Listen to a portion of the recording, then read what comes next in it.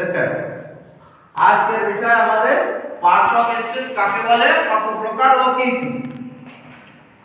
Part of speech, part of স্পিচের অর্থ হচ্ছে সেন্টেন্স বা বাক্যের অংশ।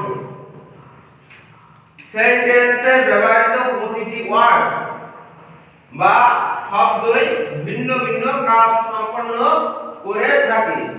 এসব কাজ অনুযায়ী সেন্টেন্স যেসব ভাগে ভাগ করা হয় সেগুলোকে পার্টস অফ স্পিচ বলে। এখন আমরা লিখব পার্টস অফ স্পিচ কত প্রকার ও কি। তাহলে পার্টস অফ স্পিচ কে 8 ভাগে ভাগ করা যায়। পার্টস অফ স্পিচ কে 8 ভাগে ভাগ করা যায়। এক আছে নাউন, নাউন অর্থ বিশেষ্য।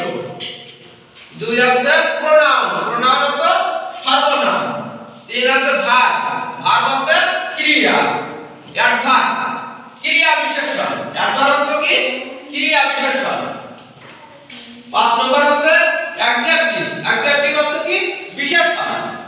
প্রিপজিশন, প্রিপজিশন অর্থ পদান্বয়ী অব্যয়। কনজাংশন, কনজাংশন অর্থ সংযোজন অব্যয়। আর ইন্টারজেকশন অর্থ বিস্ময়সূচক অব্যয়।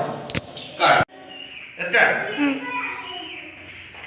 নাউন অর্থ বিশেষ্য। নাউন কাকে বলে?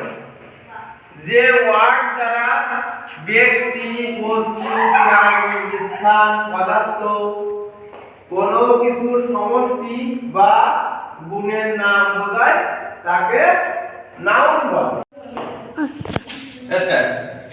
এবারে নাউন কত প্রকার ও কি কি।